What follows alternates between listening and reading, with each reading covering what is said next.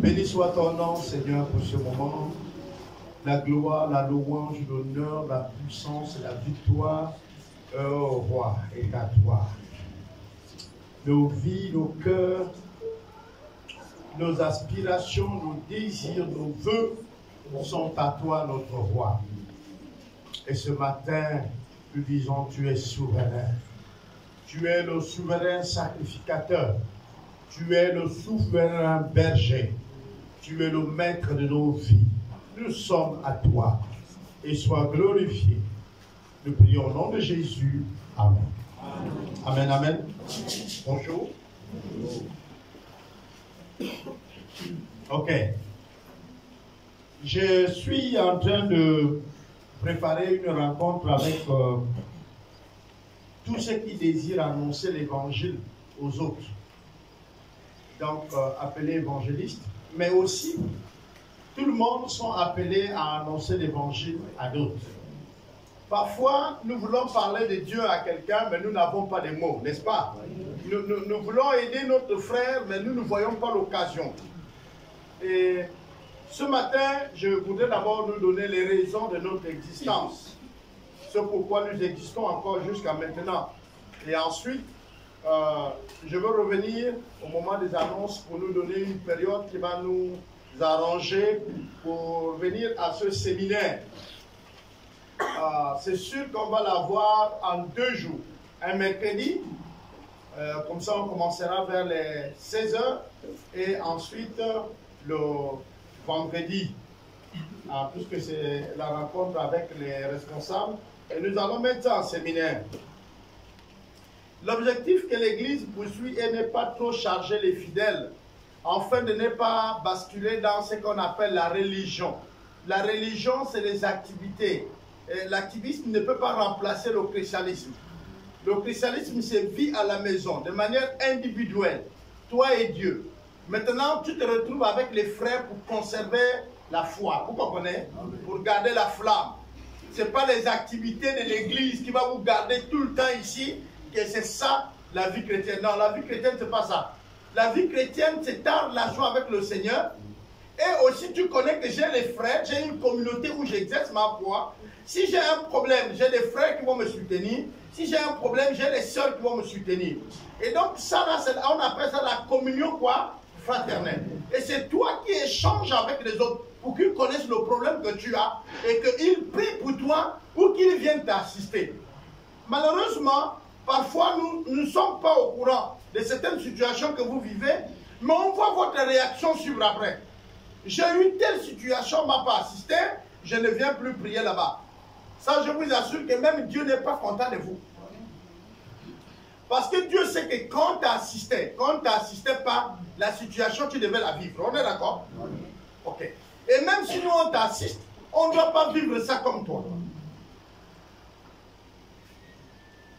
Le voyage, le plus beau voyage que j'ai fait de ma vie, c'est quand je suis allé au décès de mon père. Parce que je voyageais sur le porte-bagages en haut d'un bus.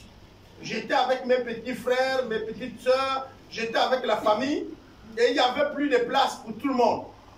C'est vrai que c'est moi qui louais le bus et en tant qu'aîné, je me suis assis sur le porte-bagages et toute la famille qui était là ce soir sont rentrés donc dans le bus pour aller au décès de mon père. Pourquoi j'ai accepté de voyager dans telles conditions?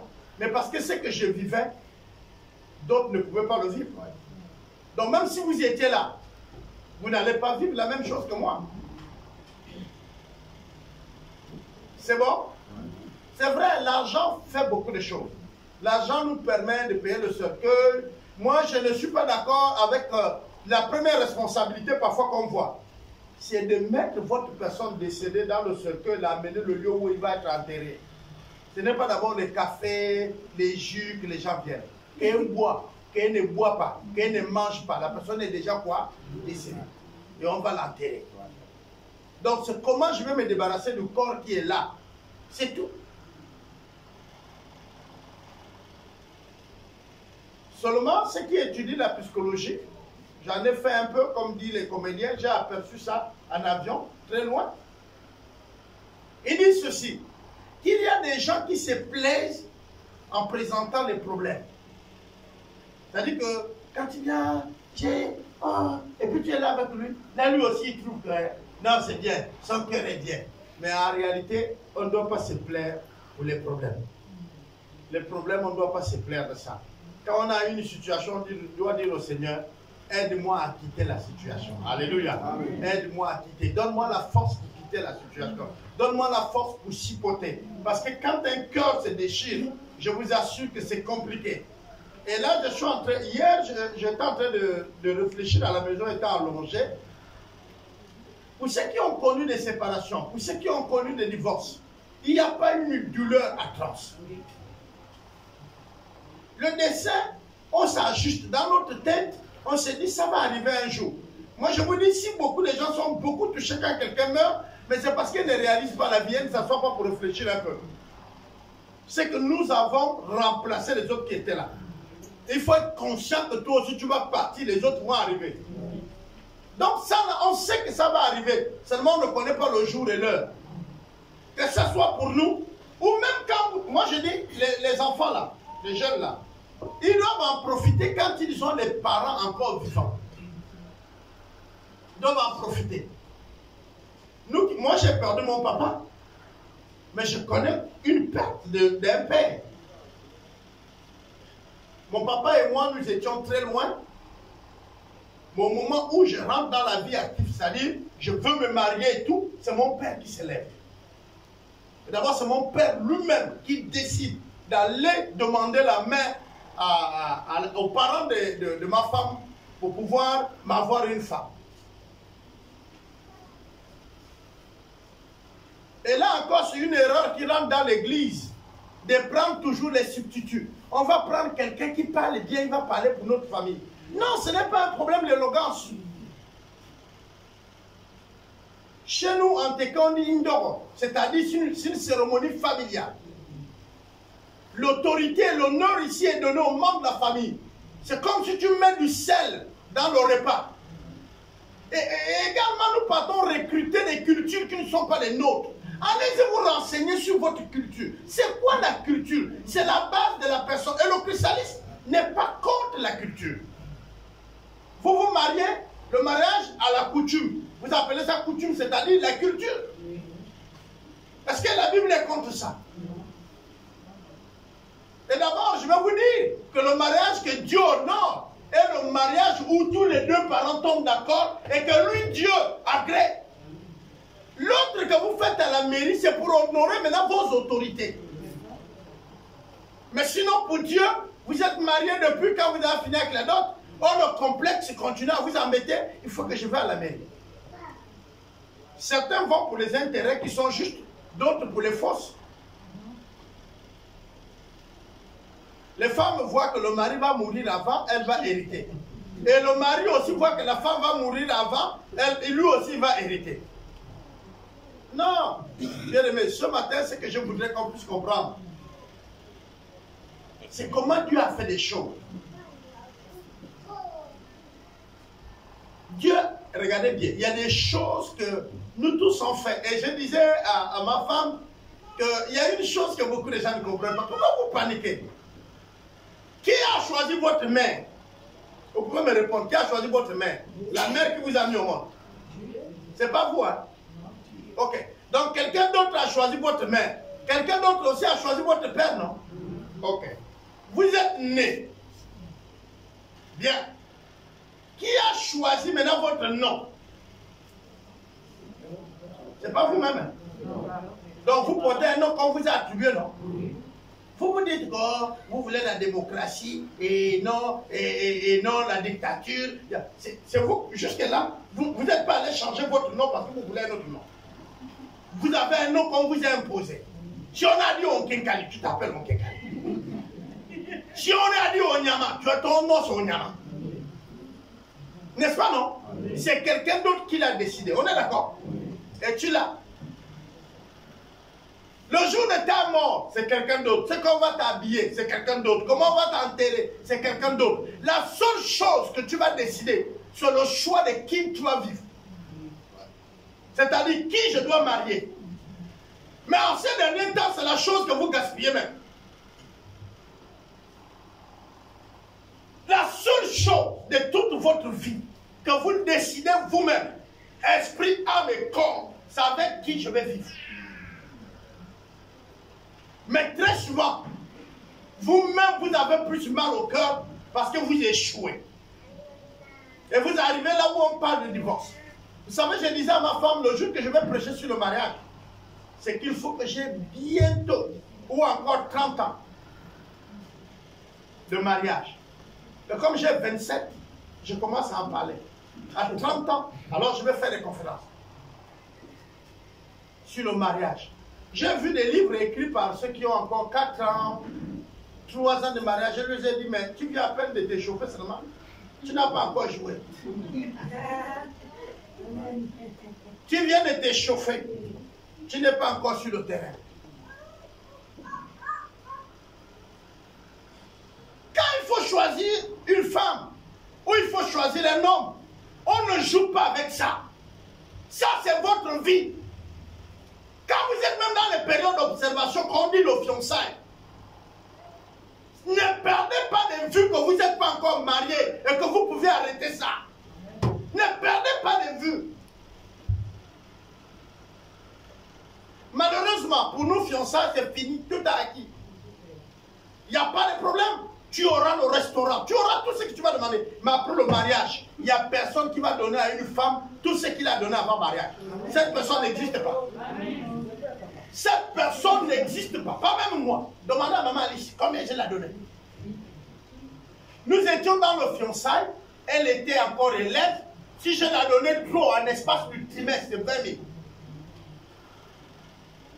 À un moment donné, elle pensait qu'est-ce qu'il vraiment, il va m'épouser. Elle est là. Je la disais, oui, je vais t'épouser. Mais il faut que tu es libre de dire oui ou non à tout moment. Ce n'est pas le cas aujourd'hui. Ce n'est pas seulement les jeunes, hein, même les grandes personnes.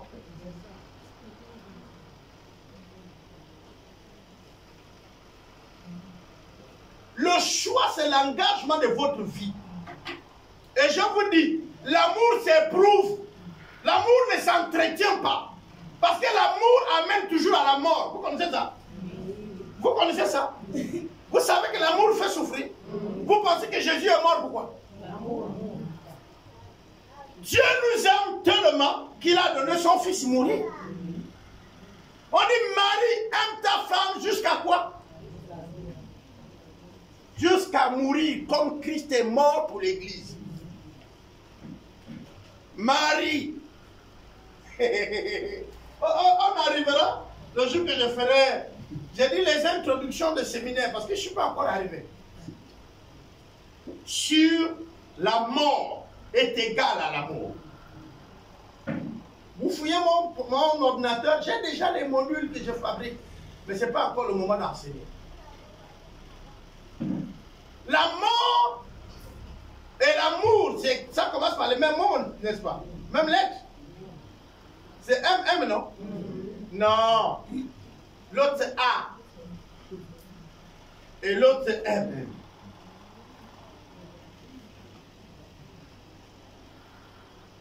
Ça s'entretient, oui. Quand on est déjà marié, ça s'entretient. C'est difficile de vivre l'amour, oui. Très difficile. Pourquoi? Parce qu'elle ne soupçonne pas. Parce qu'elle n'en vit pas. Parce qu'elle ne cherche pas le mal de l'autre. N'est-ce pas, non? Parce que. Corinthiens nous dit ce qu'est l'amour, n'est-ce pas? Est-ce que nous sommes arrivés déjà même à faire 2 ou 3? Ton mari rentre à n'importe quelle heure. L'amour ne soupçonne. Tu le vois marcher avec une soeur. Peut-être la soeur a failli glisser. Il attrape la main. L'amour ne soupçonne. L'amour croit. Donc tout ce qu'il va te dire, tu dois.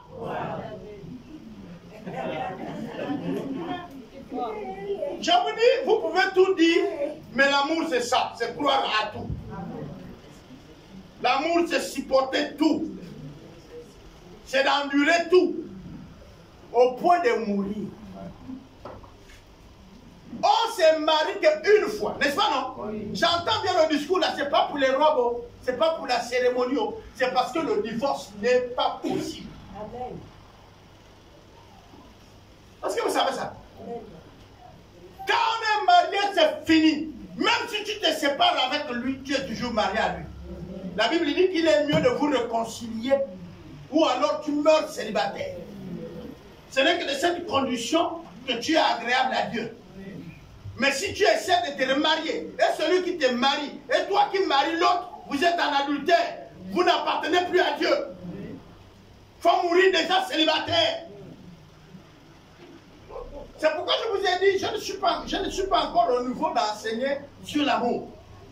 Parce que l'amour, le vivre ensemble là, c'est dangereux. C'est pourquoi quand les gens sont amoureux, ils viennent me voir qu'elle se marie, je leur pose toujours la question. Vous allez faire quoi? C'est eux-mêmes qui me disent les virages.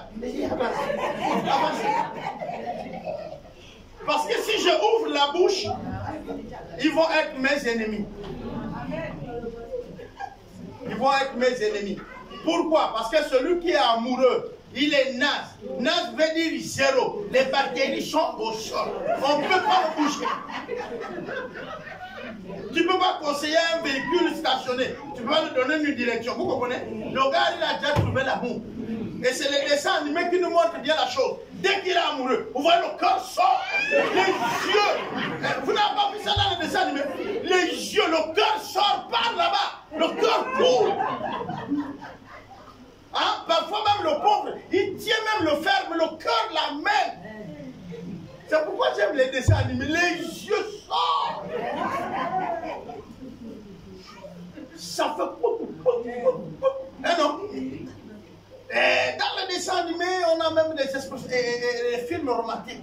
J'ai comme des papillons. Eh non, dans le cœur. Il n'y a pas de problème. Mais après papillons, ce seraient les oiseaux. Quand les oiseaux arrivent, là, ils vont percer ton cœur. Donc, prends ton temps. Alléluia.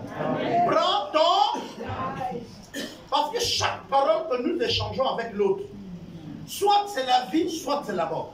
Vous savez, nos paroles, soit c'est des flèches, des couteaux, des lance-pierres, des fusils, soit alors la vie. Alléluia. Amen. Alors, ce matin, le temps qui me reste, je vais nous parler de l'importance de nos paroles dans une relation d'amour. Cette relation d'amour-là, ce n'est pas le mariage. Comment amener les autres à connaître Christ? Comment amener mon prochain à connaître Christ? Et dans cette relation d'amour-là, dans cette relation où j'aime et je vais pour que les autres aussi soient sauvés là, quelles sont les paroles appropriées? Alors, voyez-vous, nous avons ici la vie de quelqu'un qui est dans l'église. On va être vraiment à terre. Quelqu'un dans l'église, il vient de se convertir.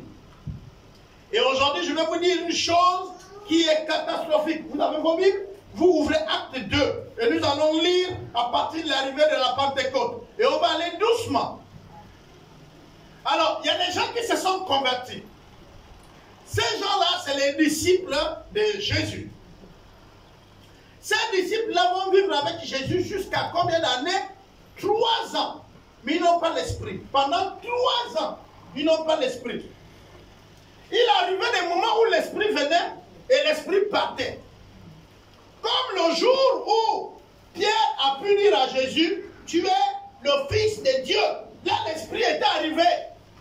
C'est pourquoi Jésus pouvait lui dire, ce que tu dis là, c'est le Père qui t'a dit. C'est que l'esprit était là. Hein, c'est mon Père qui t'a révélé. L'esprit est venu parler à toi.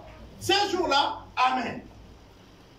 Mais après ces jours, le même Pierre là n'avait plus l'esprit. Il n'avait pas l'esprit. Permettez à ceux qui sont dehors, qui sont arrivés de rentrer. Alors, ils vont rester et Jésus va leur dire, il faut que la promesse vienne. L'esprit vient. Et il a dit, quand mon esprit va venir, vous serez quoi? Je vais encore bien entendre. Vous serez quoi? Ah, ah. Il dit, vous allez être mes témoins. Donc, vous allez parler de moi. Vous allez dire tout ce que vous avez vu, entendu de moi. On est d'accord? Bon, il a donné également un autre schéma de travail. Il a dit, vous serez mes témoins où? Attendez, on va aller doucement. Où? À Jérusalem. Jérusalem, c'est où?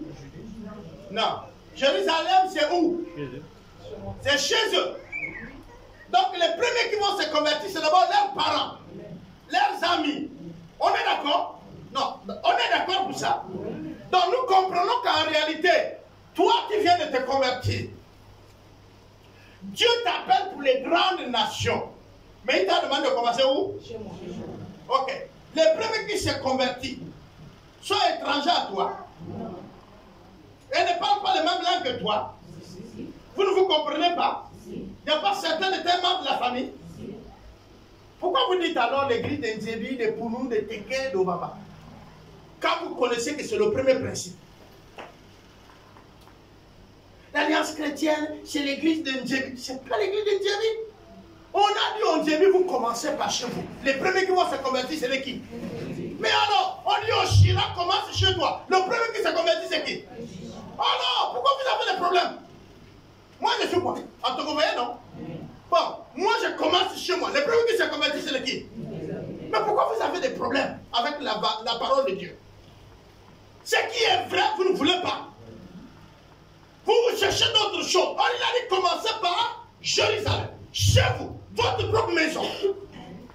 Et ensuite, il a dit, allez où? Là-bas, il dit, quand vous quittez maintenant Jérusalem, vous allez où? En Samarie. Donc, les villes les plus proches, les provinces les plus proches, on est d'accord? Et là, on commence à voir où? Par exemple, Mwanda, Lastouville, Kulamutu ou encore le Weivindo. On est d'accord? Là encore, c'est les ethnies qui sont mélangées un peu ici, mélangées là. On est d'accord? C'est les frères et sœurs, parce que les Samaritains aussi avaient eu les grands hommes de Dieu dans leur milieu. Ensuite, il dit, va où? Hein? Non, en Judée. C'est comme dire que Samarie, Judée. C'est comme dire que va un peu plus loin, Libreville, commence à toucher le Cameroun ou le Congo. Après, il dit les extrémités de la terre. L'Inde, un peu plus loin. Mais voyez-vous, vous voulez à peine quand vous êtes né un jour, vous tous qui êtes ici, vous avez rampé où? Chez les voisins? Vous avez rampé où? Mais pourquoi vous avez rampé chez vous? Pourquoi vous faites avec votre famille? Pourquoi vous ne partez pas rampant ailleurs? Pourquoi on voit que vous aimez tout le monde? Comment voulez-vous que quelqu'un qui commence les premiers pas va maintenant aux extrémités de la terre? Vous savez, quand je parle de mon Jésus, je dis il est sage. Il est tellement intelligent que vous ne pouvez pas le tromper. Jésus est sage et il est intelligent. Et ce qu'il a dit, vous pouvez vérifier sur les plans scientifiques, sur toute la science, vous pouvez tout faire. Vous allez arriver là, même sur les bases historiques. Allez-y avec toutes les sciences que vous voulez. Vous allez revenir là. Que l'homme naquit. Et même, je vais vous dire aujourd'hui, quand on se marie, là encore, je ouvre une autre parenthèse. Nos premiers marmites, ce n'est pas ce qu'on achète. C'est une erreur. C'est la marmite de ton père et ta mère. Tu ne peux pas sortir de la maison de ton père et ta mère les mains vides. Mais qui vous a dit allez acheter vos premières marmites? Qui vous a dit ça?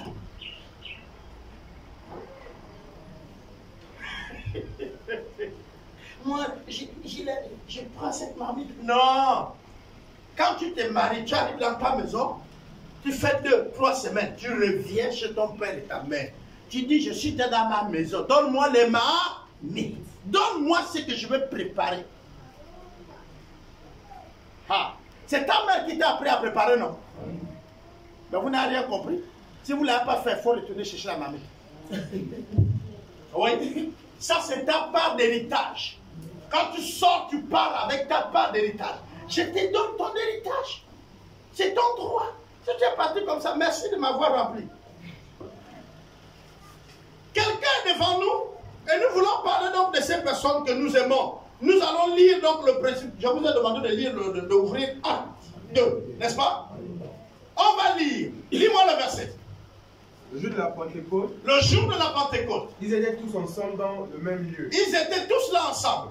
Tout à coup, il vint du ciel un bruit comme celui d'un vent impétueux. Alors le ciel a parlé. Le vent est venu. Et il remplit toute la maison où ils étaient assis. Le vent là n'est pas allé partout. Le vent allait dans une maison. Des langues semblables à des langues de feu. Alors, des langues semblables à des langues de feu. N'allez pas chercher que c'était le bamba, le pounou. Non, pas de langue. Il y avait, vous voyez le feu, quand vous mettez le gaz, chaque trou qui sort le feu est une langue. Vous comprenez ça? On appelle ça langue de feu. Donc, il y avait cette flamme, une langue de feu sur la tête comme ça. On pouvait voir ça visiblement. Vous me saisissez? Voilà, allons-y. Des langues de feu. Des langues semblables à des langues de feu leur apparurent, séparées les unes des autres, et se posèrent sur chacun d'eux. Ils étaient là, un signe extérieur. Et ils furent tous remplis du Saint-Esprit. Alors, ils étaient tous remplis du Saint-Esprit. Et se mirent à parler en d'autres langues. Et c'est là qu'ils se sont mis à parler en d'autres langues. Selon que l'Esprit leur donnait. Selon que l'Esprit donnait à chacun de s'exprimer. Or, il y avait en ce jour à Jérusalem. Mais pourquoi l'Esprit les a demandé de s'exprimer en toutes ces langues? Parce qu'en Jérusalem, il y avait toutes ces langues. Des Juifs. Il y avait des Juifs. Hommes pieux. Il y avait des hommes pieux. Là, c'est tout. Ce n'est plus les Juifs. C'est tout le monde. Même les Africains de l'Éthiopie étaient là-bas. Même certains qui étaient les hommes d'affaires. Et comme vous savez, peut-être qu'il y avait aussi les Congolais, parce qu'ils aiment l'aventure. Ils étaient là-bas. Hommes pieux de toutes les nations qui sont sous le ciel. Il y avait tous les hommes pieux de toutes les nations qui étaient sur la... Ah, quand je vous ai dit peut-être les Congolais ou les Gabonais, vous avez ri, n'est-ce pas? Mais on dit tous ceux qui craignaient Dieu, qui étaient sur la surface de quoi? La terre. Donc s'il y avait quelqu'un qui respectait Dieu, peu importe là où il vit, il était là-bas. Au bruit qui eut lieu, la multitude accourut et elle fut confondue. Mais comme le bruit était fort, les gens ont laissé tout ce qu'ils faisaient, ils ont couru vers l'endroit. Parce que chacun les entendait parler dans sa propre langue. Alors ils étaient confondus, parce qu'ils ont couru à cause du bruit, mais quand ils sont arrivés au lieu, chacun les entendait parler à sa propre langue. Ils étaient tous dans l'étonnement. Ils étaient étonnés.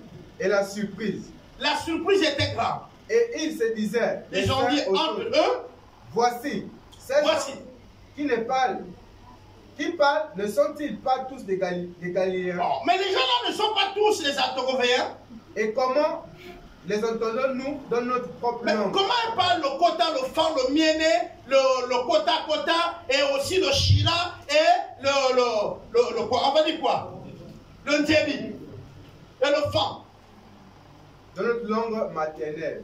C'était ça les langues maternelles. Ok, on garde là. Merci frère. Nous sommes là dans le livre de Actes, chapitre 2, à son premier verset, et on a lu juste, on cite les langues. Alors, regardez bien ce qui se passe. Ce n'est pas une histoire, c'est du vécu. Le jour que le Saint-Esprit arrivait, il a fait un bruit pour attirer l'attention. Le bruit était pour attirer l'attention de ceux qui sont venus pour la fête. La fête n'avait pas lieu là où le Saint-Esprit était descendu. La fête avait lieu au temple. Pourquoi au temple? À l'époque de l'Ancien Testament, il n'y avait qu'un seul temple dans tout le monde entier. Le temple de Jérusalem. Les autres endroits où on priait, on appelait ça les synagogues. Les synagogues étaient comme ce que nous on appelle chez nous aujourd'hui les hangars. Les hangars là, les Juifs, partout là où vous avez les hangars. Et c'est dans les hangars qu'est réglé leur conflit, que le tribunal siégeait. Est-ce que vous comprenez? Et donc, on pouvait aussi prier Dieu dans la synagogue. Mais le jour des grandes retrouvailles, des grandes fêtes juives, tout le monde doit se déplacer pour aller là-bas. C'est pourquoi tous ceux qui craignaient Dieu à cette époque étaient priés d'aller à Jérusalem. Pourquoi? Mais parce que c'était la Pentecôte. C'était une fête juive. La Pentecôte n'est pas le jour que le Saint-Esprit a été donné. Non, le Saint-Esprit est venu le jour de la Pentecôte. La Pentecôte existait. Donc les Juifs sont venus pour célébrer la Pentecôte comme d'habitude. Seulement Dieu a décidé que c'est le jour de la Pentecôte que je vais donner l'Esprit. Pourquoi? Parce que Dieu avait décidé que l'évangile soit compris de la multitude. L'idée de Dieu de donner le Saint-Esprit, c'était que le Saint-Esprit venant sur ses disciples, alors on va faire ceci. Toi viens, toi viens, toi viens. Venez ici. On fait ça un peu rapidement. Là, devant. Voilà. Le Saint-Esprit arrive sur eux et les qualifie. Dès qu'il les qualifie, il les rend capables. Quand il les rend capables, regardez bien. Eux, ils vont parler maintenant des langues. Ce n'était pas définitif. C'était au moment où l'Esprit était là qu'ils ont parlé des langues pour que l'évangile soit compris. On est d'accord? Maintenant, il dit, quand le Saint-Esprit viendra, vous serez quoi? Les témoins. On est d'accord? On a ici le monde, ceux qui ne connaissent pas Dieu. L'Esprit vient en eux, les rend capables. Donc lui là, il va aller vers ces nations, va un peu là. Lui là, il va aller ici, et lui là va venir ici pour rendre témoignage. L'Esprit ne les a pas qualifiés pour qu'ils parlent en langue. L'Esprit ne les a pas qualifiés pour qu'ils délivrent les malades. L'Esprit ne les a pas qualifiés pour qu'ils prophétisent. Non. Ça, c'est ce qui va accompagner le ministère. Pendant qu'ils vont annoncer l'évangile, ils peuvent prophétiser. Pendant qu'ils vont annoncer l'évangile, le miracle les accompagne. Il dit, voici ceux qui accompagneront. Ceux qui auront cru. Et ils prieront pour les malades seront guéris. Pas en étant sur place. Si tu es un assistant, l'Esprit t'est donné gratuitement. Elle ne sert à rien. Et comme Dieu sait que tu ne bougeras pas, il ne te donnera pas. Vous comprenez ça? C'est pourquoi j'ai un problème. Asseyez-vous, merci beaucoup. J'ai un problème avec tous ceux qui sont remplis de l'Esprit aujourd'hui, mais qui n'annoncent rien. Et je fais souvent des calculs où moi-même je suis buté. Une seule personne convertie en Christ peut changer tout le Gabon en 25 ans. Mais nous avons des grands hommes de Dieu jusqu'à aujourd'hui qui n'osent même pas nous respecter, qui ne disent même pas bonjour au peuple. Et même nous qui sommes des pasteurs qui prêchons aujourd'hui, on a les autres pasteurs qui n'ont même pas le temps de s'entretenir avec nous. Ils n'ont même pas le temps de te recevoir dans le bureau. Il paraît donc qu'ils sont des grands hommes de Dieu. Prenons un cas simple. Vous avez vos calculatrices. Allumez vos portables. On va être technique aujourd'hui. On va être technique. Allumez vos portables. Sortez les portables des poches, des sacs. Sortez ça. On va allumer.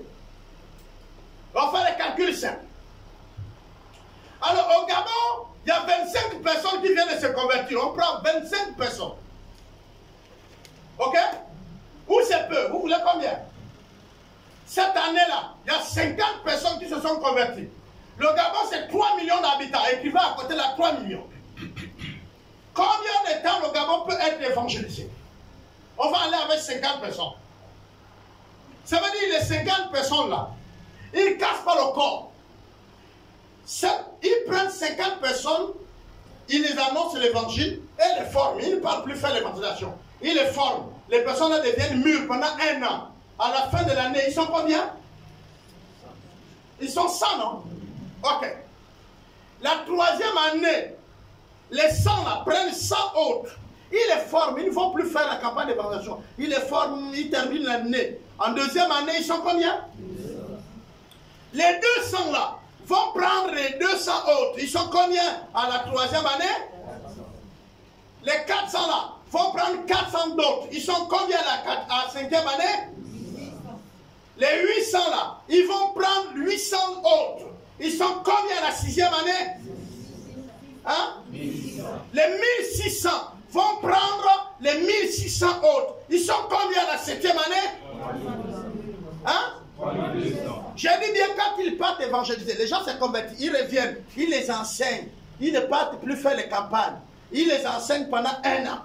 Les personnes là sont mûres, ils comprennent les principes. Et ils repartent maintenant, eux, à leur tour. avec ceux qui se sont convertis, qui ont compris là. Hein? Les 1600 fois encore. Ça, nous sommes maintenant à la 8e année. Ils sont combien? 6e année. Nous sommes à oui, ça fait combien? Oui, c'est la 7e là, la conclusion c'est 6400. les 6400 prennent pour la 7e année, ça fait combien? 12 800. 12 800 prennent pour la 8e année, ils sont combien? 25 600. Les 25 600 pour la 9e année, ils sont combien? 55 200. Ok, nous sommes pour la 10e année, ils sont combien? 102 400. Et pour la 11e année? 204 800. Et nous partons pour la 12e année? 409 600. Et nous partons pour la 13e année? 819 200. Et nous partons pour la, on va dire quoi, la 14e année? 1 638 000. Et nous partons pour la, c'est combien? 3 276 800. En combien d'années? En 15 ans. Nos églises qui sont fières de nous dire, vous qui avez commencé hier, nous avons déjà 90 ans. Ils le célèbrent même à la télé. Ils ont fait quoi?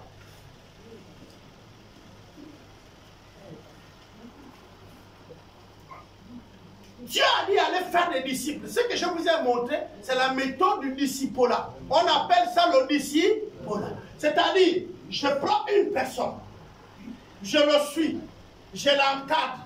Je ne parle pas déranger les gens dans les quartiers pour rien. Tout le temps, vous cognez devant les maisons.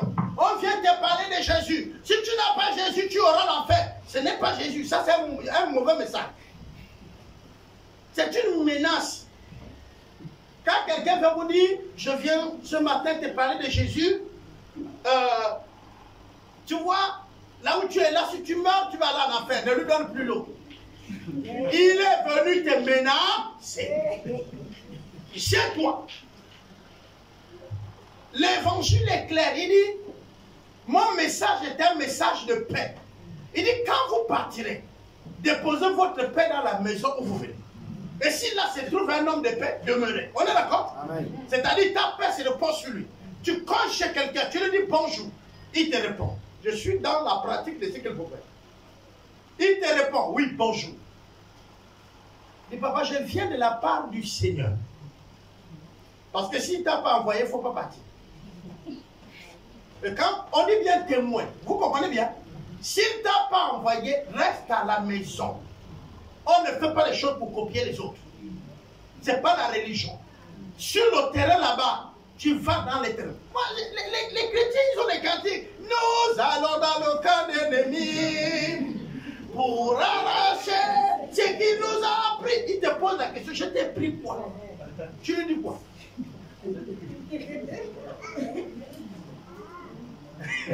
Vous voyez?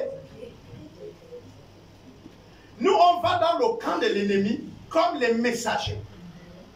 C'est Christ qui a payé à la croix. Alléluia. Amen. Même si Christ va te dire d'aller dire les choses que tu ne veux pas, tu vas aller le dire. Vous savez, il y a celui qu'on appelle le missionnaire malgré lui. Vous connaissez comment il s'appelle? Jonas. Dieu le dit, va. Il dit, oh, ces gars de Ninive, moi je ne parle pas, Seigneur. Il dit, ils sont mauvais. Moi je te connais, tu es si bon que si le gars te demande pardon, tu vas laisser, il faut qu'elle meure. Comme il a vu que Dieu avait déjà dit que si elle ne se répand pas, je vais frapper. Le gars a dit, bon, comme Dieu m'envoie à gauche, je fuis à droite. Le temps là, ça va traîner, il va frapper.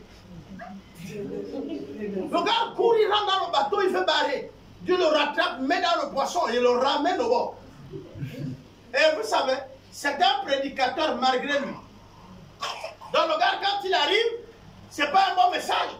De vous les gens de Ninive là, d'abord je m'en fous. Si vous acceptez, c'est bon. Vous n'acceptez pas, tant pis pour vous. Dieu a dit qu'il va vous corriger d'ici là si vous ne changez pas. Mais là, le roi comprend que le gars, il est même sincère. Et il est sérieux.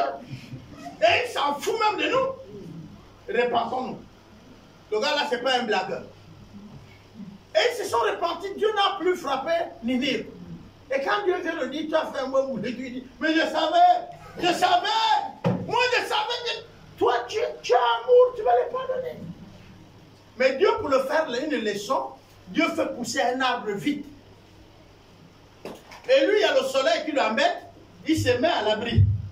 Et Dieu permet que l'arbre là les beaux paysages. Et lui, tous les soirs, tous les matins, il est déjà là pour que le soleil ne l'embête pas. Un bon matin, quand il se réveille, Dieu a fait sécher l'arbre. Il dit, Dieu, moi, je ne te comprends pas. Moi, je dis, je ne viens pas ici. Tu n'y vas. Et puis mon arbre t'a séché. Dieu lui dit, c'est toi qui as planté ça. Tu as suici de l'arbre que moi j'ai séché. Combien de fois j'ai suici des arbres que moi j'ai créés. Donc de la même manière que toi, tu t'en soucies de l'arbre qui te donne l'ombre, moi j'ai souci de ces arbres qui meurent sans moi. Et là, le pauvre est tombé à genoux pour dire au Seigneur, pardonne-moi, je n'ai même pas regardé la liaison. Parfois, nous nous inquiétons pour les choses qui n'ont rien à y voir. Amen. Que des âmes. On connaît là où nous tous on met plus d'argent. Nous tous on sait, c'est pour la bouffe. Il n'y a pas un truc qui nous dépense plus d'argent que la bouffe.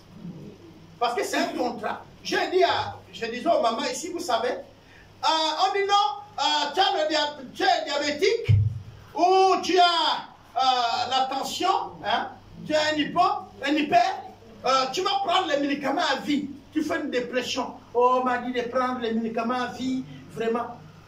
Oh, c'est la première fois que tu prends un médicament à vie. Mais le manioc, le riz, ça a vie, non? C'est pas un médicament. Mais ça soigne la faim. La faim, ça tue. On t'a dit de prendre un comprimé, un seul comprimé de ton problème de la tension à vie. Tu boudes. Tu as même honte. Mais tu manges 3 fois dans la journée. Matin, quand tu ne manges pas, vous connaissez les effets de la faim. Tu commences à avoir des doublons. C'est-à-dire, quand tu regardes la visibilité, c'est doublé. Quand tu vois un enfant au tableau, il dit, monsieur, je ne vois plus le tableau. C'est ça. Paye-lui vite un morceau de pain au beurre de chocolat. Il va voir. Mais on met plus notre argent là-bas pour soigner. Et puis, vous savez, ça tue. La faim tue, non? La faim tue. Donc, quand nous savons très bien ce qu'il y a à faire, nous le faisons aussi bien. Notre responsabilité est de celui d'annoncer l'évangile. Nous pouvons voir dans Romains 10, le verset 14. Vous lisez tout le reste. Romains 10, 14. Vous lisez le reste. Romains 10. Non, c'est bon, on va lire à la maison. Ça, c'est la responsabilité d'annoncer l'évangile. La méthode de la présentation du message de l'évangile.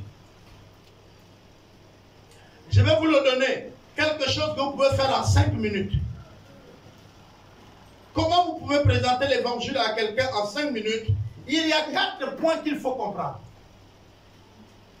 Vous êtes face à votre camarade, vous êtes face au collègue, vous êtes en train d'aller au champ avec l'autre. C'est lui qui va vous faire l'ouverture. Comment on arrive à comprendre que c'est le bon moment maintenant? La première chose, c'est d'abord votre témoignage. Qui vous êtes? Comment vous affichez votre vie chrétienne? Ça, c'est la première chose. Si tu viens te plaindre avec les païens que tu n'as pas mangé hier, comment le païen va se plaindre chez toi si tu es pareil que lui? Je ne sais pas si on se comprend. Il faut que tu sois assez spécial pour que le païen vienne te dire, mais attends, j'ai un problème. Est-ce que tu peux m'aider? Vous comprenez l'ouverture qu'il te donne? Là maintenant, tu vas en profiter de lui présenter le message. Mais on va aller dessus. Je vais illustrer et vous allez saisir. Là encore, je vais appeler une personne. Non, viens. Ici, nous on a une porte. Ok. Va derrière la porte et tu la fermes. Regardez bien. Beaucoup de monde se plaint que Dieu ne s'occupe pas d'eux, Dieu ne les aime pas. On est d'accord, non?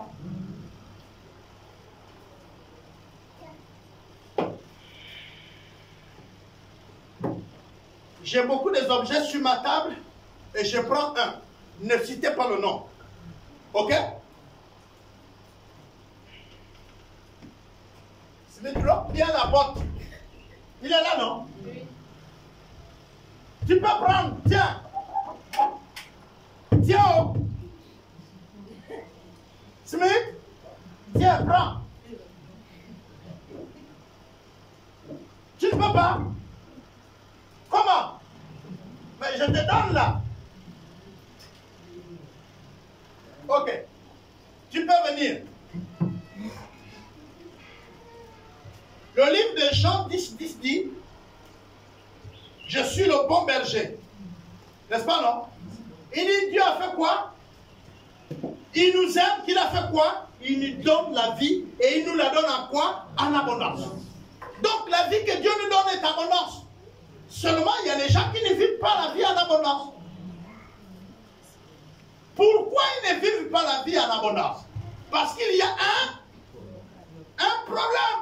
Ce n'est pas un blocage, il y a un problème. Il y a un problème.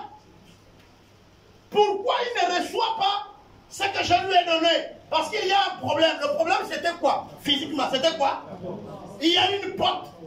Il y a un mur qui empêche qu'il ne reçoive ce que je lui donne. D'abord, lui ne voyait même pas que c'était le portable. N'est-ce pas, non?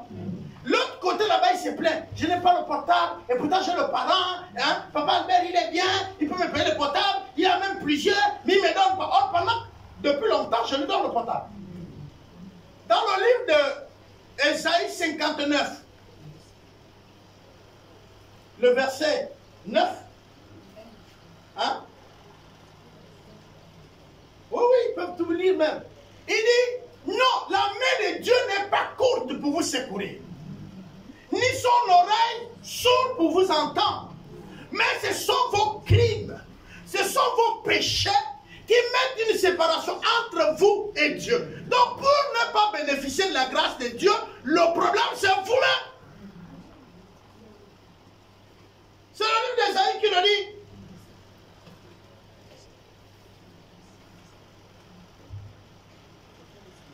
Hein? L'amour de Dieu est grand. En 3 Jean 3 plutôt 16, il dit, Dieu a tant aimé le monde qu'il a donné son fils afin que, on est d'accord? Ça c'est l'amour de Dieu qui est manifeste. Ça c'est la première étape. Il faut être conscient de l'amour de Dieu. Être conscient que Dieu m'aime. La deuxième chose, après que vous êtes allé chez quelqu'un, présentez-lui que Dieu l'aime. Dites-lui que moi je viens parce que Dieu te fait grâce. Aujourd'hui même, Dieu voudrait oublier tout ton passé pour écrire une nouvelle ligne avec toi. Dites ça à la personne devant vous. Il y a certains qui peuvent vous dire petit. Moi j'ai rencontré comme ça, il me regarde, il dit petit.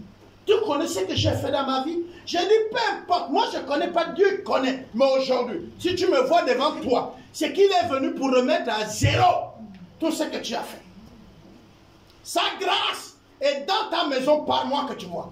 Il n'est pas venu pour te juger. Il n'est pas venu pour te condamner. Il est venu te présenter la grâce aujourd'hui. Si seulement tu le veux. Maintenant, il faut le dire. Le seul problème qui peut t'empêcher de bénéficier de la grâce, c'est que tous sont péchés et sont privés de la gloire de Dieu. C'est le livre de Romains, c'est la deuxième partie. Tous ont péché et sont privés de la gloire de Dieu. Hein? Romains 3, 23. Ésaïe 59 à partir du verset 2. Qui dit, ce sont vos péchés qui empêchent que Christ. Et là, il faut lui aider. Ne va pas dire, papa, tu vois, parce que c'est là. Tu vas maintenant lui dire, papa, maman, tu vois, ou mon frère, ma soeur, tu es un pécheur, tu meurs là maintenant, tu vas en enfer. Non. Si la grâce est venue en lui, c'est que l'enfer lui est épargné. Tu es un annonceur de la bonne évangile. C'est ce qu'on appelle la bonne nouvelle. Tu n'es pas un annonceur de malheur. Tu es venu lui dire, Christ te donne la vie, parce qu'il t'aime. Je vous ai donné les 2 premiers versets, qui est la première partie. Vous avez Jean 10, 10 et vous avez Jean 3, 16. Il t'aime et il te donne la vie. On est d'accord? Vous partez au deuxième pas. Parce que je vous ai dit, on le fera en 4 pas. Le deuxième pas, c'est pour lui dire, tout le monde a péché. Tous les hommes ont péché. Même moi, j'ai péché. Mais c'est la grâce qui fait que tu me vois là. J'ai pris cette grâce. Parce que Dieu ne considère plus ton péché passé. Est-ce que vous savez, il est écrit que si tu acceptes Jésus, tu es une nouvelle créature. Les choses anciennes sont, toutes choses sont devenues comment? Ouais, nous on cite ça, mais on ne veut pas dire ça aux autres. On pense que c'est quoi? Si quelqu'un a tué le grand sorcier que vous connaissez au quartier, s'il a tué, et qu'il rencontre la grâce, Dieu le rend son carnet à zéro. Tout ce qu'il a tué, qu'il ne connaisse pas Christ, va en enfer. Et lui, il est sauvé, il va au ciel. Pourquoi? Mais parce qu'il s'est repenti de ce qu'il a tué. Mais pourquoi non celui qui l'a tué allait en enfer? Mais parce qu'il ne croyait pas à Dieu. Il ne va pas en enfer parce qu'on l'a tué. Celui qui a le Fils a la vie. C'est tout. Il n'y a plus de débat. Tu meurs avec le Fils, tu as la vie. Tu n'as pas le Fils, tu connais la suite. Que c'est un sorcier qui t'a tué ou d'autres raisons, tu n'as pas. Dis-lui alors que Dieu m'envoie aujourd'hui pour dire, même si tu as commis le péché, que tu n'as pas commis le péché, Dieu veut t'inscrire aujourd'hui sur une page vierge. Il veut que ta vie à partir d'aujourd'hui soit à zéro. C'est le message que j'ai reçu de sa part pour toi. Aujourd'hui, il dit qu'il veut faire une nouvelle ligne avec toi. Apprenons le cas d'une maman. Vous allez au champ avec l'autre. Et elle te dit, vous êtes au travail. Elle te dit, non, j'ai les problèmes. Vraiment, je ne sais plus comment m'en sortir. Tu lui dis, maman, c'est simple. Prends Jésus, il remet tout à zéro. Et tous les problèmes passés, il les balaie. C'est maintenant, aujourd'hui, quand tu le prends, que tout commence. Est-ce que c'est difficile, ça? C'est lui qui te donne l'occasion. Est-ce que vous comprenez? Au moins là-bas, vraiment, je ne comprends pas. À la maison, c'est des problèmes. Je ne sais plus. Tu lui dis, si tu ne sais plus, remets ton fardeau à Dieu. Et laisse-lui conduire ta vie maintenant. Il y a quelqu'un qui est prêt à prendre nos problèmes. Et c'est que je vous dis la vérité, il y a beaucoup de chrétiens qui sont là. Ils ont reçu Jésus, mais ils ont gardé leur bagage. Amen. Vous savez, un chauffeur te prend avec un sac. Tu voyages à pied. Il s'arrête, il te dit, maman ou papa, tu souffres, il y a la pluie qui arrive. Rentre dans le véhicule, on part. Tu rentres, je vois même, vous faites la même erreur. Vous soulevez le sac, vous mettez sur le pied. Vous attrapez votre... Mais il y a la voiture, mais voilà le même comportement qu'on a avec Dieu. Quelqu'un vient dans la vie chrétienne, mais il veut résoudre ses problèmes lui-même.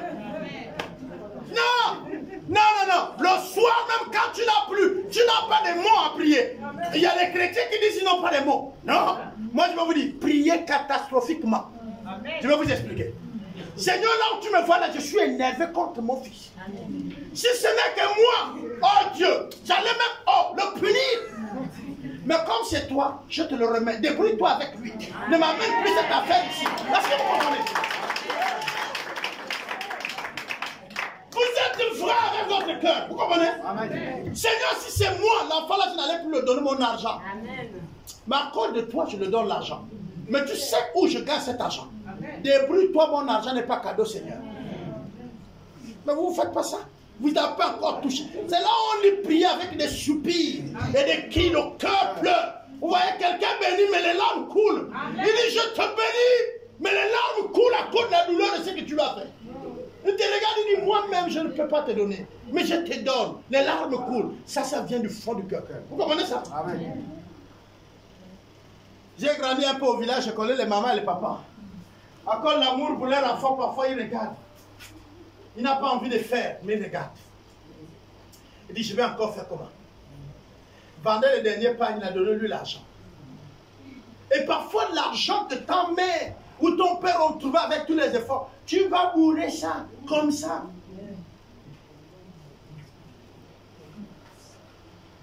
Prière. Oh, Dieu n'attend pas de bonnes prières. Dieu n'attend pas des prières qui sont les dragues. Donc tu es un Dieu merveilleux. Ça là, tu n'as pas de problème. Quand tu as les problèmes, tu ne vas pas dire que tu es merveilleux. Tu ne vas même pas lui dire, oh, son excellence, révérend pasteur, Seigneur Jésus. Non. Toi qui es le bon berger, qui m'a toujours... Ça, c'est quand ça va. Quand ça ne va pas, tu es où même? Tous les problèmes que j'ai vis ici, tu ne vois pas? Parlez à Dieu de manière claire. Vous comprenez? Exprimez-vous. Le Seigneur, je souffre. Je suis devenu une moquerie. Mais je vous parle de mes prières. Moi, j'étais un cas social. Vous connaissez un cas social? Un cas social. On m'appelait cas social à ma beaucoup, cas social. Celui-là vient avec des milliards, il souffre. Un jour, j'ai pris l'argent comme don. Je suis arrivé à la maison. J'étais déjà en plein temps. J'ai dit au Seigneur, le jour où toi tu m'as appelé, toi et moi on s'est dit quelque chose, il faut te rappeler. Moi je me rappelle. Tu m'as dit tu n'as pas changé, tu es le même hier, aujourd'hui. Moi je t'ai dit que laisse-moi travailler, mettre assez d'argent en banque, investir pour faire le plein temps après pour que je ne sois pas au départ de quelqu'un. Tu m'as dit, tu ne connais pas un militaire qui a d'abord payé la tenue du corps qu'il va s'engager. Il s'engage et ensuite le corps lui habille et le corps s'occupe de lui. C'est ce que tu m'avais dit. Donc, mes besoins, Seigneur, mes besoins. Je ne partirai pas chez les frères et sœurs pour les dire, donnez-moi à manger. Toi, tu te débrouilleras avec eux pour qu'ils me donnent à manger. Parce que j'ai tout lâché. Mais je vous dis, je ne manque de rien. Le jour qu'on m'appelait cas social, on s'est moqué, on me fait, on est en plein conseil de l'église, on me fait lever toi. Oui, toi là, lève-toi. Je me lève. C'est le pasteur qui nous commande tous dans la région. Je tiens le nom, il est déjà parti. Il dit, voilà un type comme ça, un truc comme ça. Nous sommes en plein synode de régional. Nous sommes en Goni. On dit, voilà un truc comme ça. Donc lui aussi s'est dit qu'il est homme de Dieu. Dès qu'il a fini la parole, mon Dieu est vivant. Alléluia. Amen. Hey, tous les lampes dans la salle se sont éclatées. Les lampes des ampoules là. Pouf, pouf. Et nous, tout le monde dort. On parle comme ça, il n'y a rien. Dès qu'on est revenu dans la salle, j'ai dit à ceux qui m'aiment, nous savons traiter avec ceux qui t'aiment. Il y avait la voiture garée. À l'époque, j'avais mon véhicule. J'ai enlevé le corps. J'ai pensé que c'est fini là-bas. On se retrouve à la réunion maintenant avec les membres du conseil. Le conseil où je suis leader. Mais oui, toi là, lève-toi. Comme il te manque l'argent, on va te donner 700 000 pour les travaux que tu as fait. 700 000. Mais ça c'est bien, donné. Jusqu'à aujourd'hui, même pas un franc. C'était juste pour m'humilier. Mais quand je suis arrivé à la maison, j'ai dit au Seigneur, Seigneur, l'humiliation, tu en es connu. Tu as déjà souffert de ça. Moi, je ne peux pas supporter ça. Parce que moi, si c'était toi, c'est le feu que j'appelais, je finis avec les gens. Si tu me vois supporter ça dans les salles, c'est à cause de toi. Donc, fais en sorte que mon cœur ne puisse pas haïr les gens. Toi-même, travaille que mon cœur ne haït pas quelqu'un. Je ne sais pas comment tu vas faire, mais ne m'amène pas à haïr quelqu'un. Parce que là où je suis prêt à haïr. Et l'affaire de l'argent, Seigneur, j'ai travaillé dans ma vie. Tu m'as béni. J'étais un chef d'entreprise. J'ai géré les équipes. J'avais beaucoup d'argent. Cette affaire d'argent-là, tu règles ça. Et comme je vous le disais le dimanche passé, je n'ai pas l'argent en compte. Mes comptes ont été fermés. Mais chaque jour suffit sa peine. Je m'en. Alléluia. Oui, au fait, j'ai compris le principe de Dieu. Il n'a pas dit que je vais te mettre beaucoup d'argent dans le compte. Mais il a dit chaque jour suffit. Je mange. Chaque jour suffit sa peine. Quand un problème se lève, Dieu trouve la solution à ça. Voilà quelqu'un qu'on appelait hier cas social. Quelqu'un vient avec la voiture, il regarde là où j'habite, il garde. Il fait marche arrière même là où il ne faut pas faire. Il va voir les autres pasteurs. Il gagne cet argent où les membres des potos doivent souffrir. J'organise combien des offrandes ici pour moi. Faites un tour à la trésorerie pour connaître que même on a payé seulement le loyer d'ici, le loyer de compteur n'est même pas encore payé. Nous sommes en train de prier le Seigneur qui nous donne l'argent pour qu'on paye là-bas. Quant au salaire des pasteurs qui sont mes collègues, il n'y a que Dieu seul qui connaît s'ils ont même les salaires depuis combien de mois. Parlez franchement, ça fait 3 mois, on n'a pas de salaire. Personne n'a de salaire. Mais regardez-nous, on vient à l'église, non? Encore, je suis gros, non? Vous allez voir mes pasteurs radio, ils sont gros. Dieu se pourvoit de son œuvre. Alléluia. Ouais, il ne faut pas vous inquiéter pour ça. Je ne vous dis pas ça pour que ça vous inquiète. Je vous dis ça pour que vous compreniez qu'en comptant sur Dieu, il prend soin de nous. Amen. La deuxième chose, la troisième chose, c'est de lui montrer qu'il y a une solution. Il y a une solution à tout. Le livre de Romains 3, le verset 25 à 26. 1 Jean 1, 9. Il dit, il y a une solution. La solution, c'est quoi? C'est la confession. C'est si tu confesses, tu parviens au salut. Je vous ai dit, c'est la prière, la solution. Seigneur, pardonne-moi. Et même pour les chrétiens qui sont dans mûrs dans la foi, votre efficacité est dans votre humilité. Votre efficacité est dans la reconnaissance d'un péché. Quand vous avez mal fait, ayez le courage de dire, j'ai mal fait. C'est comme ça que Dieu vous élève. Quand vous allez lire le verset de 1 Jean 1,9, il dit, si vous confessez vos péchés, je suis juste fidèle de vous pardonner. Mais il dit en rechant, vous faire quoi? Vous bénir. Voilà quelqu'un. Attendez, vous êtes à la maison. Votre fils vous a déshonoré. Il fuit la maison. Le soir, tu vois l'ombre contre le mur. Tu guettes la slogan. Vous connaissez, non? Comment ça se passe? Et puis tu sors, tu dis, oh, papa, mais viens. Il dit, ah, papa, vraiment, j'ai mal agi, papa. S'il commence comme ça, tu n'as même plus le courage de bâtonner. Mon père, j'ai mal fait. Ma mère, j'ai mal agi. Je regrette mes paroles.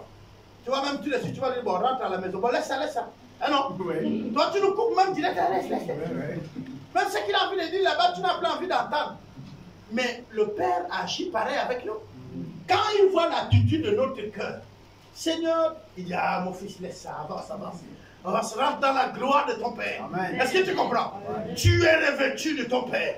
Tout reste intact. Tu comprends? Tout reste intact. Oh, plus tu caches. Vous voyez, tu es en train de jouer à un jeu où, au fait, tu es éclairé, il y a la lumière qui t'éclaire, mais tu penses qu'on ne te voit pas. Et ce que j'aime, il y a des scènes, les blancs sont bien, il y a des scènes où la lumière te suit. Tu fais, ça te suit. Vous connaissez les scènes là, non? Bon. Là, tu cours même, la lumière te suit. Ceux qui sont dans le noir, tu vois bien. Pourquoi la lumière est sur toi? Et je vais vous dire, Dieu a dit, vous êtes quoi? Et celle de la terre. Vous êtes lumière, non? Bon, maintenant, allez-y dans l'obscurité, vous cachez. Vous savez à combien de kilomètres, on sait que c'est vous. On sait que c'est vous. Devenir chrétien, c'est aussi dangereux, je veux vous dire. Qui vous a dit que la vie chrétienne n'est pas dangereuse? Tu es connu de tout le monde. Même quand tu t'assois chez un ganga, il connaît. Tu viens les faire marcher parce qu'il sait que tu as un peu d'argent, il dit donne. Il va te mélanger les feuilles, il te donne, tu vas prendre ces feuilles, les feuilles ne feront rien. Le ganga savait que tu es chrétien. S'il pousse n'importe où, tu vas même déranger sa réunion. Mais parce qu'il a en face de lui quelqu'un qui a une puissance sans ignorer. Qu'il a une puissance. Quelqu'un qui a l'autorité d'appeler à l'existence ce qui n'existe pas. Mais il ne connaît pas. Voilà la plupart des chrétiens. C'est-à-dire que Dieu vous a doté des choses. Moi, c'est moi qui choisissais mon salaire. Allez-y vous renseigner pour ceux qui ont travaillé au même temps que moi là, c'était un manœuvre qui dépassait les ouvriers. Je regarde mon salaire et dis, Seigneur, si tu augmentes de 50 000, j'augmente ma 10 000 de temps et je donne plus de temps. La fin du mois, pam, mon chef me dit, tu as le fétiche. J'ai dit, monsieur, il est déjà mort, monsieur, Pierre vit encore. Il priait là avec nous, comme il était à faire Maboukou avec nous, à Mingara. Je lui ai dit, papa, il y a des problèmes de taxi, au lieu de descendre, va prier là à l'Alliance. Regardez bien. Il me dit, petit, tu as le médicament. J'ai dit, ça c'est petit, si t'as encore. Il dit, non, que toi, tu es un magicien. J'ai dit, ça, j'ai fini avec ça depuis. Cherchez autre chose. La rose gloire, j'ai dit, mais ça c'est même là, c'est l'étape initiale. Moi j'ai fini à la rose gloire, j'ai fini avec tout ça là. Je traite avec Dieu. Quand vous ne comprenez pas. Vous traitez avec Dieu. Dieu le sommet de sommet. Attends, tu vois, le Rosicrucien, il invoque les esprits. Le franc-maçon, il invoque les esprits. Toi, tu invoques Dieu, le Père des esprits, le Créateur de tout. Et il te dit, mon fils, dans Éphésiens 2, il dit, assieds-toi, au verset 6, il dit, il t'a fait asseoir dans les lieux célestes avec lui, en Christ Jésus. Donc, toi, tu es même sur la terre, mais tu es citoyen du ciel. Quand tu dors, au fait, on voit ton corps sur le lit, mais en réalité, si quelqu'un vient, il ne te verra pas parce que tu dors au ciel. C'est là où un sorcier te dit, mais vous êtes des sorciers. Moi, j'avais mon oncle sorcier, il ne le cachait pas.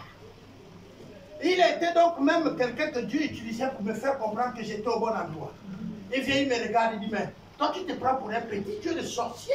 Tu es même un sorcier des sorcières. Et je lui dis, tonton affirmatif. Je suis plus qu'un sorcier, tu blagues, je t'envoie. Et il allait dire à ma mère. Il allait dire à ma mère, mais attention, ton fils que tu vois là. Oh, oh, mais c'est pas un enfant. Mais vous, dès que quelqu'un commence à dire, oh non, moi je suis... Non, quelqu'un va te dire, vous les chrétiens là, vous êtes, tu lui dis, nous, on n'est pas à ce stade-là. Ce que vous nous proposez là, ça c'est petit.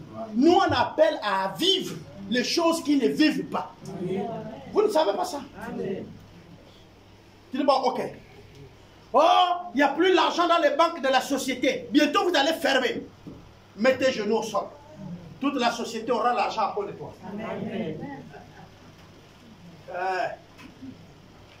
Les mamans, vous qui vendez, dès que vous payez la banane, ou les mamans là-bas, ou les autres, ne courez pas avec au marché. Imposez les mains à la banane. Tu dis, banane, reçois. Et fais le travail pour lequel j'ai acheté et vendu. Il faut que celui qui mange, il trouve le meilleur goût de la banane. Amen. Quand il mange comme ça, ah, la maman là, la banane la maman là, la banane. Je retourne là-bas. Tu dis les sorciers, les magiciens, ceux qui ont fait la sorcellerie, ils sont allés prendre pour que leur commerce marche plus que pour nous là. Maintenant là, j'appelle tous leurs clients ici pour qu'ils comprennent que le Dieu qui est le plus grand est ici et qu'il te honore. Les clients là viennent là. Lui, il tape encore le fétiche. Les clients continuent à venir là-bas. Ils mousquillent. Ils sifflent les collants. Les gars continuent.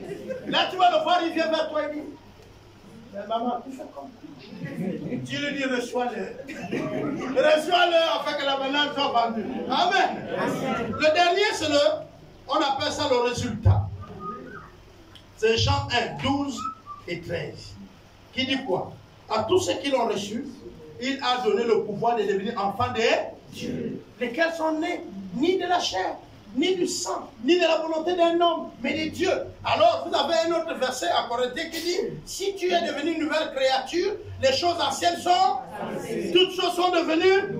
Dites-lui, après qu'il a reconnu qu'il y a le péché, demandez-lui de confesser. Il ne va pas tout confesser, il ne connaît pas peut-être, il y a des autres qu'il a oubliés, mais dis-lui de reconnaître que Dieu est venu dans sa vie et que sa vie passée, il la regrette et qu'il est prêt à prendre la vie de Dieu. Dès qu'il le dit, prie avec lui. Lis-lui le verset qui dit, tu es devenu enfant de Dieu. Parce qu'on n'est pas né enfant de Dieu. J'entends les discours. Un grand comme le pape dit que même les homosexuels, c'est les enfants de Dieu. Non, c'est les enfants de Satan.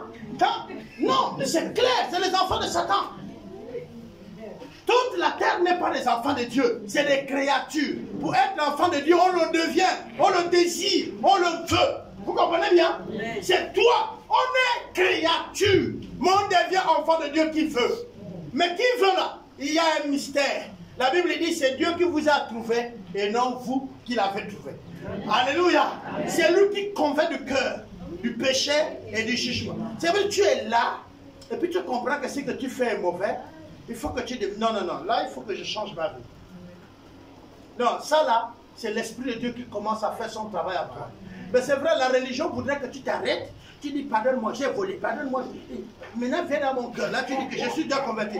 Mais en réalité, c'est pas ça. Dès que tu es convaincu que ma vie doit être celle de Dieu, tu es sur le pas de la conversion. Pourquoi? Parce que l'Esprit de Dieu t'a convaincu du péché et du jugement. Voilà. Mais la religion nous a dit, il faut que tu viennes d'abord. Tu cherches, où est le révérend? Le révérend où? On te dit, non, le révérend n'est pas là aujourd'hui. Mais le problème que j'ai amené. Et puis on te dit, non, il y a le missionnaire Smith qui dit, non, mon problème est grave, c'est pas pour les petits. Moi, je cherche. Mais pour confesser le péché, tu n'as pas besoin de tout ça. Alléluia. Amen. Alors, je vais terminer en disant, nous avons les 4 étapes. Présentez-lui le problème qui ne voit pas la grâce de Dieu dans sa vie. Et pourtant, Dieu lui donne cette grâce. Donc, on appelle ça l'amour de Dieu. La deuxième partie, il faut lui présenter le problème qui empêche qu'il reçoive cette grâce. La troisième, c'est montrer-lui la solution que Dieu a prévue. Et la quatrième, montrer-lui qu'est-ce qu'il est devenu en acceptant la grâce de Dieu. Que Dieu vous bénisse. Alléluia. Prions un instant.